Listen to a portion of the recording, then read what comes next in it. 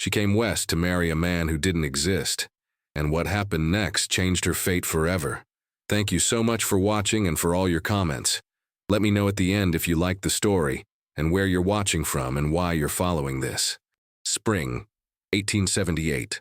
The small town of Willow Creek, Dakota Territory, was barely more than a dusty main street with scattered wooden buildings. Margaret Foster clutched her worn carpet bag as she stepped down from the stagecoach, her navy blue traveling dress wrinkled from the 3-day journey. The April air carried a surprising chill that cut through her thin coat. "Last stop, ma'am," the driver called, tossing down her trunk. It landed with a thud that matched the sinking of her heart. Margaret surveyed the settlement with growing unease. This wasn't the prosperous frontier town Thomas Blackwood had described in his letters. The man who had paid her passage west as his mail-order bride had painted pictures of opportunity and a comfortable home. But there was no Thomas waiting to greet her. "You the bride?" asked the stagecoach driver, a weather-beaten man with kind eyes. "Yes, Thomas Blackwood was to meet me," Margaret replied, trying to keep her voice steady. The driver scratched his beard. "Blackwood? Don't know any Blackwood round these parts." Margaret's stomach tightened. "Perhaps he's late? Is there somewhere I might wait?" "General store's your best bet. Mrs. Holloway might know something."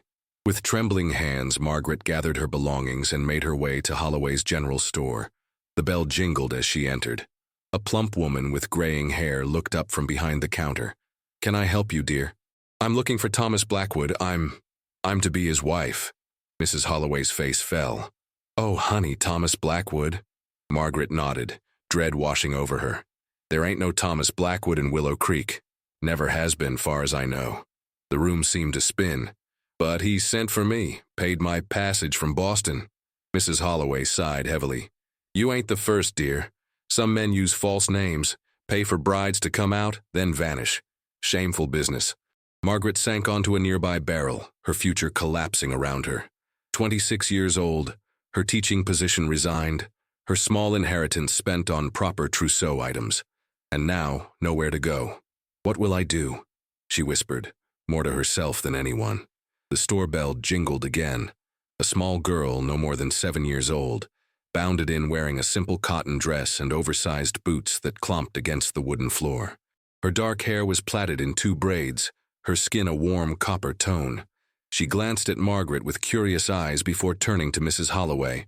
"Papa says to get sugar and coffee, please," she announced, placing coins on the counter. "Of course, Sarah. How is your father doing with that herd?" Mrs. Holloway asked, measuring coffee beans. "He says the calves are strong this year." The child's eyes kept drifting back to Margaret and her trunk. "Are you a princess?" Sarah finally asked, stepping closer to Margaret.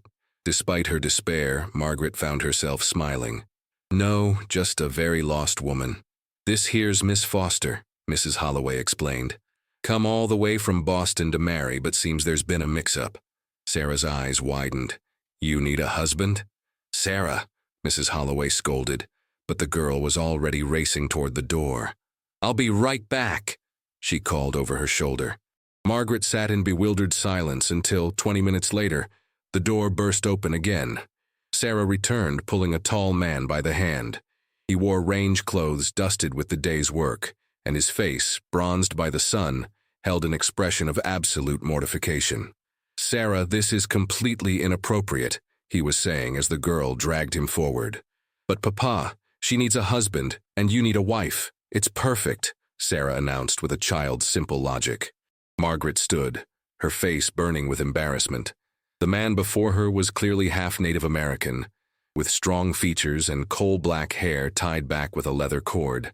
His eyes, a startling light brown against his darker complexion, met hers with equal discomfort. "I apologize for my daughter," he said, his deep voice tinged with embarrassment. "Sarah misunderstands the situation." "No, I don't," Sarah insisted. "She's pretty and sad and has nowhere to go. And you're lonely and terrible at braiding hair." Mrs. Holloway unsuccessfully tried to hide her laughter behind a cough. The man extended his hand stiffly. "James Wolfe, and you've met my daughter Sarah." "Margaret Foster," she replied, taking his hand briefly. His calloused palm spoke of hard work, and something about his straightforward gaze eased her panic slightly. Miss Foster's intended seems to have misrepresented himself, Mrs. Holloway explained. She's come all this way for nothing. James nodded slowly. The stagecoach doesn't return eastbound for another week. I don't have funds for a return ticket anyway, Margaret admitted, the reality of her situation crushing down again. Sarah tugged her father's sleeve insistently, whispering loudly, "Ask her, Papa." James cleared his throat. "Miss Foster, we have a small cabin on our ranch about 3 miles out of town. There's a spare room where our last ranch hand stayed. It's nothing fancy, but you're welcome to it while you figure things out." Margaret hesitated. Propriety dictated she refuse, but reality demanded shelter. "I can cook and clean," she offered. "I wouldn't accept charity. We could use the help," James replied. "Sarah's mother passed 4 years ago, and we've managed, but—" His voice trailed off as he glanced at his daughter's untamed hair and mismatched clothes. Sarah beamed triumphantly. "See? It's meant to be." As Margaret rode in James Wolfe's wagon toward his ranch that evening, watching the vast Dakota landscape unfold under a sky ablaze with sunset colors, she wondered what madness had possessed her to accept his offer. Perhaps it was desperation. Perhaps it was the sincerity in his eyes. Or perhaps it was simply that one small girl in oversized boots had decided her fate. The Wolf Ranch was modest but well-maintained, with a sturdy log cabin, a small barn, and corrals spreading out from the main buildings. As they approached, Margaret noted the careful craftsmanship of the cabin. Simple, but built to withstand the harsh Dakota winters. "It's not much," James said, helping her down from the wagon. "But it's home. It's lovely," Margaret replied sincerely. After the long journey and shocking disappointment, any shelter seemed a blessing. The cabin's interior surprised her. Though humble, it was clean and organized, with handmade furniture and colorful woven blankets adorning the walls, a blend of frontier practicality and Native American artistry. "Those were my mother's," James explained, noticing her admiration of the blankets. "She was Sioux. My father was a fur trader who settled here before the wars." Sarah grabbed Margaret's hand. "Come see your room." The small side room was simple. A narrow bed, a chest for clothing, and a window that faced east toward the distant hills. It wasn't the future she had imagined when boarding the stagecoach in Boston, but something about its honest simplicity calmed her. "Thank you," she said, turning to James. "This is very kind." He nodded awkwardly. "I'll bring in your trunk." That first evening established a pattern. Margaret prepared supper from the modest supplies in the kitchen, while Sarah chattered endlessly about ranch life, school, and her friends in town. James spoke little, answering direct questions but otherwise maintaining a careful distance.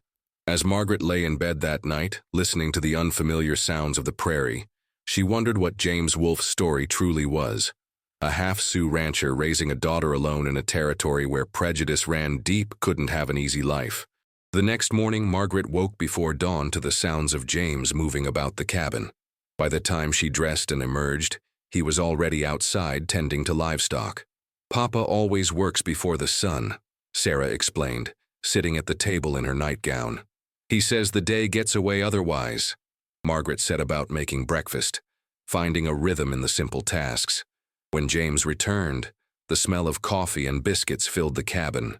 "You didn't need to do this," he said, removing his hat as he entered. "I said I'd earn my keep," Margaret replied, pouring coffee into a tin mug. "I may be from Boston, but I'm not afraid of work." A hint of a smile touched his lips. "I believe you." Over the next several days, Margaret found her place in the small household. She cooked, cleaned, and helped Sarah with her studies.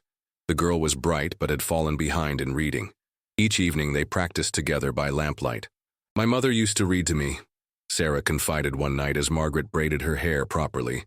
"But Papa tries and gets frustrated. He tells better stories anyway, Sioux stories about stars and animals.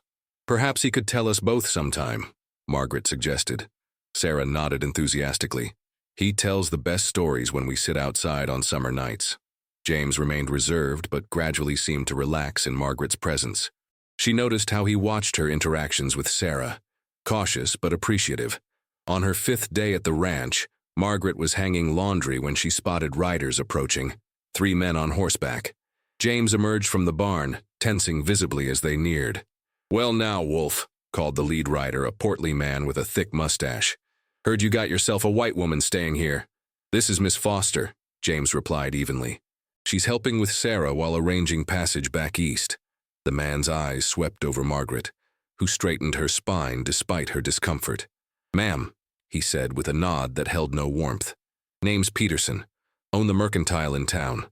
Surprised to see a lady like yourself out here with his kind."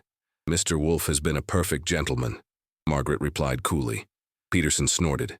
"Just wanted to let you know there's proper accommodations in town if you're in need." "I'm quite comfortable, thank you." After the men departed, Margaret found James splitting wood with unusual force. "Does that happen often?" she asked. The axe came down hard, splitting a log clean. "Often enough." "Because your mother was Sioux?" James paused, wiping his brow. "Some folks have long memories about the uprisings. Others just need someone to look down on." He set another log on the block. "Sarah gets it at school sometimes." Margaret thought of Sarah's sunny nature, trying to imagine her facing such prejudice. "That's why we live outside town," James continued. "Got this land through my father. Most folks leave us be, especially since I raise good cattle." The axe came down again. "Peterson offered to buy this land cheap last year.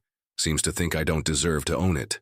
That evening, as Sarah slept, Margaret found James on the porch, smoking a pipe and watching the stars. "I should have warned you," he said as she joined him, "about how some people might view your staying here.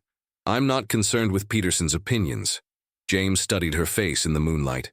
"You should be. Reputations matter out here, maybe more than back east." Margaret leaned against the porch rail. "My reputation was already risked coming west to marry a man I'd never met." She laughed softly. "Look how well that turned out." "Why did you?" James asked. "Come west to marry a stranger?" The question hung between them. Margaret considered deflecting, but found herself answering honestly. "I was a school teacher, respectable but poor. My parents died 3 years ago, leaving me our home but little else. When the school hired a younger teacher at half my salary," she shrugged. "Thomas Blackwood's letters described a good man with a promising future who needed a wife. It seemed a practical arrangement." "Practical," James repeated, a note of something unidentifiable in his voice.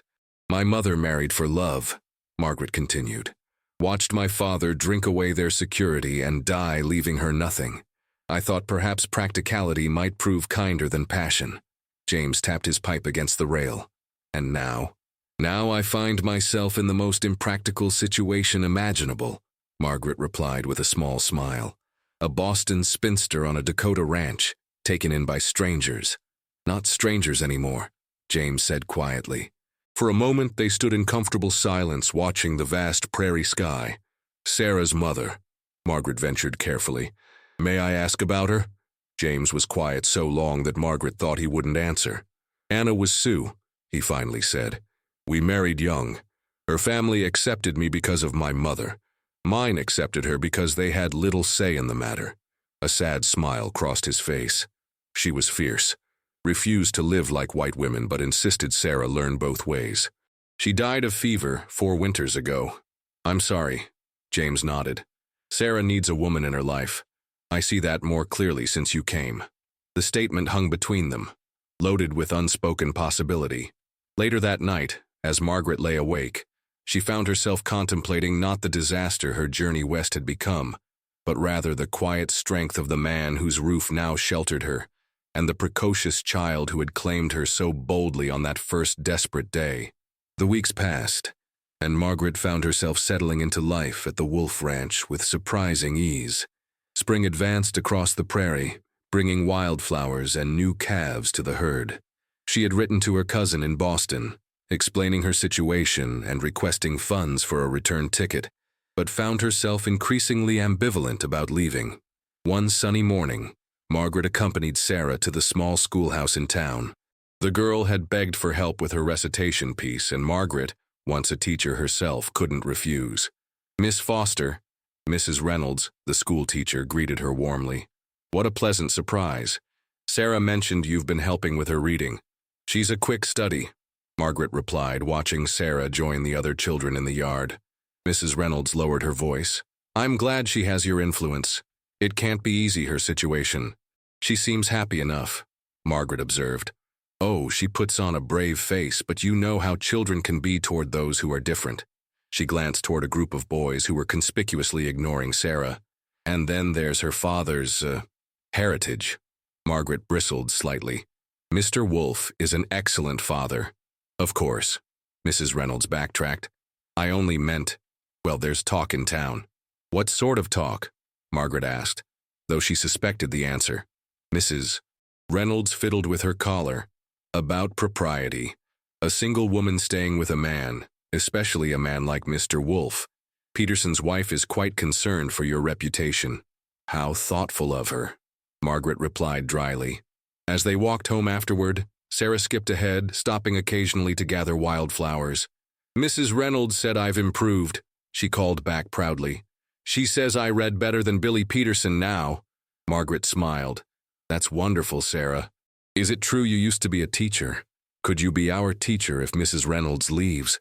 Papa says she's getting married and moving to Bismarck. The question caught Margaret off guard. I don't know, Sarah. I'm not sure how long I'll be staying. Sarah's face fell. But don't you like it here? Don't you like us? Before Margaret could answer, they crested a small hill and saw James riding toward them, his figure silhouetted against the afternoon sun. Something in Margaret's chest tightened at the sight. Very much, she said softly.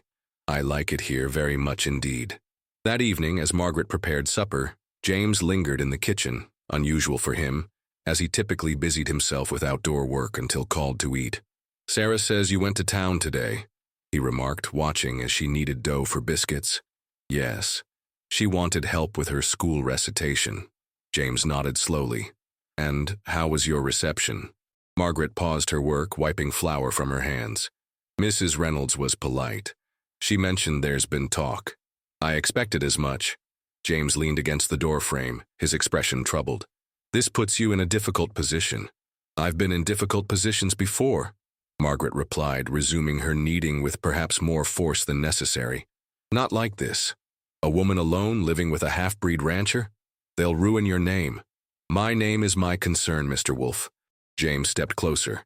I've received word that the eastbound stage returns next week. I've purchased a ticket for you. Margaret's hand stilled. You what? Your cousin's letter arrived yesterday. She sent funds for your journey home. He pulled an envelope from his pocket. The station master brought it out with my feed order. Margaret took the envelope, her fingers trembling slightly. Inside was indeed a bank draft and a letter from Cousin Harriet, full of horror at Margaret's predicament and insistence that she return immediately to civilization. You opened my letter, she said, a strange numbness spreading through her. I apologize for that, but when I saw it was from Boston, you decided to make arrangements for me, without consulting me. Margaret set the letter down, a flare of anger cutting through her shock. What gives you that right? James's jaw tightened. You came here for shelter while awaiting passage east. Now you have it. And if I've reconsidered my plans. Have you? His eyes searched hers, something like hope flashing momentarily before his expression hardened again. What future could you possibly envision here? The question hung between them, loaded with everything unsaid during the past weeks. The growing comfort between them, the way Sarah bloomed under Margaret's care, the glances that lingered too long across the supper table. I could teach, Margaret said finally. Mrs. Reynolds is leaving. The town needs a school teacher. And live where? Continuing here would only confirm the gossip. Then I'll find lodgings in town. On a teacher's salary? In a community where half the people already question your character? James shook his head. Boston is your home. You have family there, connections. Here you have nothing. I have... Margaret stopped herself, unsure how to finish that sentence. You? Sarah? This feeling of belonging I never expected to find. James's expression softened slightly. Margaret, I appreciate all you've done for Sarah, for both of us, but your life is back east. You don't get to decide that. Someone needs to be practical here. Margaret laughed bitterly. Now you sound like me when I agreed to marry a stranger sight unseen. How well that worked out. Before James could respond, Sarah burst into the kitchen, clutching a small bouquet of prairie flowers. For the table, she announced proudly, oblivious to the tension. Miss Carter showed me how to arrange them proper. Margaret accepted the flowers with a forced smile, her heart breaking at the thought of leaving this child who had so unexpectedly claimed a piece of her heart. Later that night, after Sarah was asleep, Margaret sat on the porch step, Harriet's letter in her lap. The prairie stretched before her, bathed in moonlight, so different from Boston's crowded streets. In just weeks, this wild landscape had ceased to seem alien and had begun to feel like home. The door opened behind her, and James stepped out. Without speaking, he settled beside her on the step, close enough that she could feel the warmth of him in the cool night air. "I shouldn't have made arrangements without speaking to you," he said finally. It was presumptuous. Yes, it was. They sat in silence for a long moment. "Why did you take us in that day?" Margaret asked suddenly. "You could have walked away when Sarah dragged you into the store. Most men would have." James considered the question. "I saw someone who needed help, someone who had been deceived and abandoned." He paused. "And maybe I recognized something in you." "What?" "Determination, dignity in a difficult moment." His voice softened. The kind of strength Anna had. The comparison to his late wife startled her. "I've watched you these past weeks," James continued. "With Sarah, with the ranch work. You've adapted to a life completely foreign to you with more grace than I could have imagined." Margaret turned to look at him. In the moonlight, his profile was strong and clear. "Then why are you so determined to send me away?" James met her gaze directly. "Because I'm afraid of what I'm beginning to feel, and what it might mean for both of us." The admission hung in the night air between them, honest and raw. "And what are you beginning to feel?" Margaret asked, her voice barely above a whisper. Instead of answering, James reached out slowly, giving her time to pull away, and tucked a strand of hair behind her ear. His fingertips lingered against her cheek. "Things that make sending you back to Boston both the most honorable and the most difficult decision I've ever made," he replied. Margaret closed her eyes briefly, leaning slightly into his touch. "What if I don't want to go?" "Then you'd be choosing a harder path than you can imagine. This territory isn't kind to mixed marriages." "Is that what we're discussing? Marriage?" A ghost of a smile touched James's lips. "I believe my daughter decided that the moment she saw you in Holloway's store." Despite everything, Margaret laughed softly. "She is rather determined." "Like her father," James murmured, his hand still cradling her face. "Margaret, I can't offer you the life you deserve. But I can promise you this. If you stayed, you would never doubt your worth in this house. To Sarah, or to me." The honesty in his voice made her throat tighten with emotion. Slowly, deliberately, Margaret placed her hand over his. "I've spent my life being practical," she said, "making safe choices. And yet here I am, in the most impractical situation imaginable." She took a deep breath. "Perhaps it's time I trusted something beyond practicality." James's eyes darkened. Carefully, as if she might shatter beneath his touch, he leaned forward and pressed his lips to hers. The kiss was gentle, questioning, and over almost before it began. As he pulled back, Margaret made her decision. For once in her life, she would choose possibility over certainty, hope over safety. "I'm not taking that stagecoach," she whispered against his lips. His answering smile was like sunrise breaking across the prairie. The Willow Creek Church was unaccustomed to such a crowd. Nearly every resident had squeezed into the small wooden building on this bright June morning, some traveling from as far as Bismarck to witness what many considered either a scandal or a curiosity.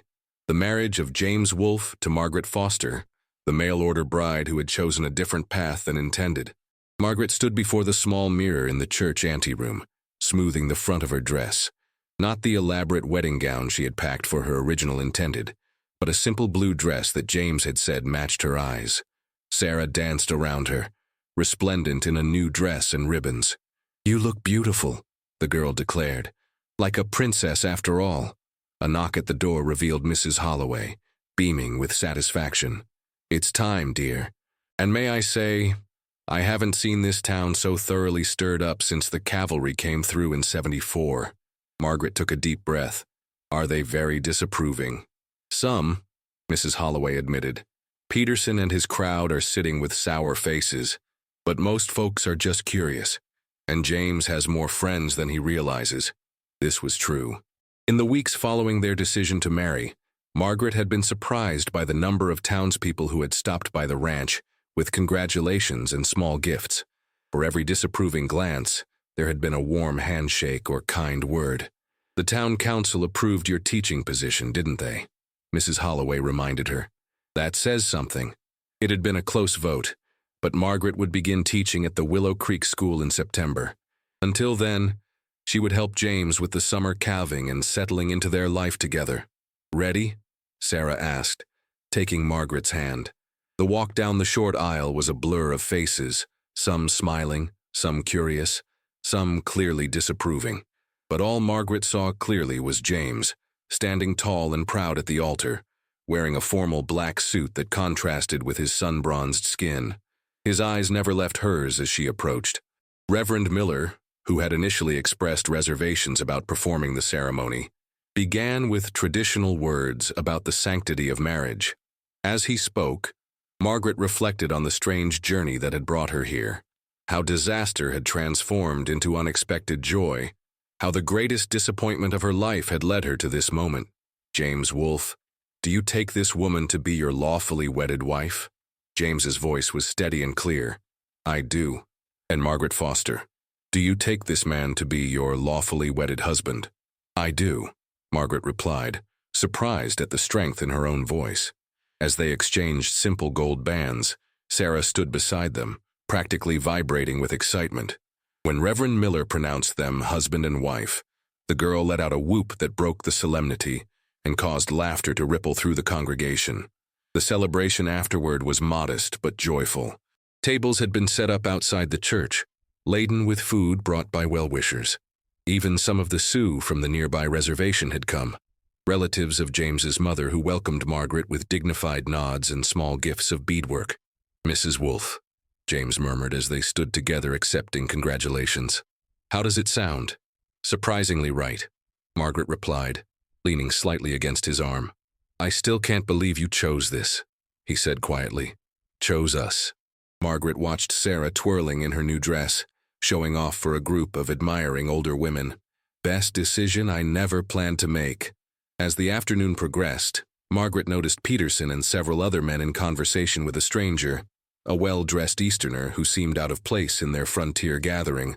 The men glanced repeatedly in her direction. "James," she said quietly, "who is that man speaking with Peterson?" James followed her gaze, his expression darkening slightly. "Thomas Blackwood, I believe." Margaret felt as if the ground had dropped from beneath her feet. "What? How is that possible?" "Arrived on yesterday's stage. Apparently he's a land speculator who's been buying properties throughout the territory, using different names in different towns. The man who was supposed to meet me? Here? Now?" James nodded grimly. "Peterson recognized the name from your story and made the connection.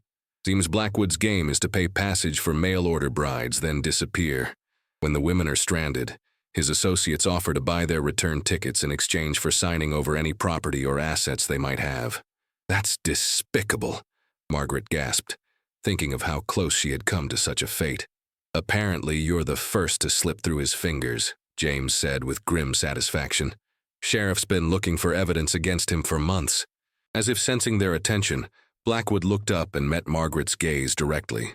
He was handsome in a conventional way, with a carefully trimmed beard and expensive clothes. He tipped his hat to her with mocking courtesy. "Should I be concerned?" Margaret asked. James slipped his arm around her waist. "No, Sheriff Thompson has been building a case against him. That's why he wanted to speak with you yesterday." Margaret had indeed given a statement about her correspondence with Thomas Blackwood and the circumstances of her arrival. "Besides," James added with a rare, full smile, "you're already married to someone else. He's lost any claim he might have fabricated." Sarah bounded up to them, cheeks flushed with excitement. "Papa, Mrs. Holloway says we can cut the cake now." As they followed Sarah to the cake table, Margaret felt a strange sense of closure. The man who had inadvertently changed the course of her life by his deception now seemed insignificant compared to the life she had found. Later, as the sun began to set, they returned to the ranch, home now, in every sense of the word. Sarah had fallen asleep on the wagon ride, exhausted from the day's excitement. James carried her inside and tucked her into bed while Margaret stood on the porch, watching the stars emerge above the prairie. When he returned, he stood beside her, their shoulders touching. "Having regrets?" he asked softly. Margaret turned to face him. In the gathering darkness, his features were softened, but his eyes held the same steadiness that had first drawn her to him. "None," she replied honestly, "though I am curious about something." "What's that?" "That first day, when Sarah dragged you into the store. What did you truly think when you saw me?" James considered the question. "I thought you looked lost. Brave but lost. And then when you spoke," he smiled slightly, "I thought you had more dignity in that difficult moment than most people manage in their finest hour." "And now?" Margaret asked, stepping closer. James reached out, his hand cradling her face as it had that night on the porch when everything changed. "Now, I think I'm the luckiest man in the Dakota Territory. Because a little girl in oversized boots decided your fate?" Margaret teased. "Because you were brave enough to accept it," he replied, drawing her into his arms. As the first stars brightened in the deepening blue sky, Margaret thought of the long journey that had brought her here. Not just the physical distance from Boston to Dakota, but the journey from the safe, predictable life she had planned to this wild, uncertain, wonderful reality she had chosen. In the morning, there would be work to do. Cattle to tend, a home to maintain, a child to raise. There would be challenges too, prejudices to face, hardships to endure. But standing in her husband's embrace, watching the vast Dakota sky fill with stars, Margaret knew with absolute certainty that this unexpected life was precisely where she belonged. Sometimes, she reflected, the greatest blessings come disguised as disasters. Sometimes the wrong road leads exactly where you need to go. And sometimes a little girl in two big boots knows better than anyone what the heart truly needs.